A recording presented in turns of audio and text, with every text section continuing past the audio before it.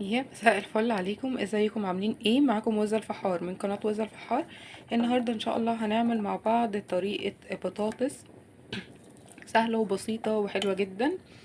وهنعمل مع بعض شعرية محمرة زي المكرونة كده المحمرة. انا هنا جبت بصلاية قطعتها بالشكل ده، وحطيت معلقة سمنة وحبة زيت، وهحمرهم شوية مع بعض، يعني هشوحهم مش هحمرهم. وبعد كده هنزل عليهم البطاطس وبالشوربة واحط لهم التوابل. تمام. انما هنا بقى عندنا دي الشعرية يا جماعة اللي بقولكم عليها زي المكرونة المحمرة بالظبط، بس بدل المكرونة حطيت شعرية. دي مكرونة شعرية سوري حمرتها زيها زي المكرونة بالظبط. وبعد كده ضفت عليها المية او الشوربة على حسب المتوفر عندك، وحطيت لها التوابل بتاعتها، حطيت لها 7 بهارات، حطيت لها كزبرة ملح فلفل. ما حطيتش اي حاجة تاني اكتر من كده، وقلبتهم مع بعض كويس، وبعد كده سبتهم يتشربوا. اهو يا جماعة بعد ما البصل بتاعي دبل شوية بالشكل ده،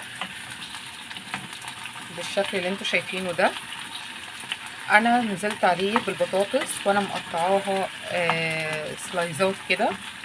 هشوحهم شوية مع بعض وانزل عليهم بالشوربة، يعني دوبك تتشوح، مش عايزة احمرها فيهم، يا دوبك تتشوح. وهنا بقى يا جماعة بعد ما الشعرية بتاعتنا بصوا استوت بقت جميلة ازاي. تمام. وادي البطاطس اهي، وطبعا بقى بتغرفي عليها الصوص وتحطي على الشعرية، تحطي على البطاطس. وهنا فراخ دي كانت عندي، عملتها لكم في فيديو تاني. هنزل لكم الطريقة بتاعتها. انا مش عارفة الاول لسه هنزل انهي فيديو الاول، بتاع الوصفة دي ولا وصفة الفراخ. المهم ان انا دمجت الاتنين مع بعض. الفراخ كانت عندي من قبليها بيوم، والاكل اللي كان عندي كان خلص، فقلت اعمل ايه جنبهم، فعملت الشعرية وعملت البطاطس دي جنب الفراخ. مش قادرة اوصف لكم طعمهم هايل ازاي. بالمناسبة يا جماعة الفراخ دي تقدري تعملي لها فحمة وتحطيها في النص، وتولعي فحمة وتحطيها في النص، وبعد كده تطفيها تاني وتغطيها، هيبقى طعمها مدخن وحلو جدا كأنها زي المشوية بالظبط.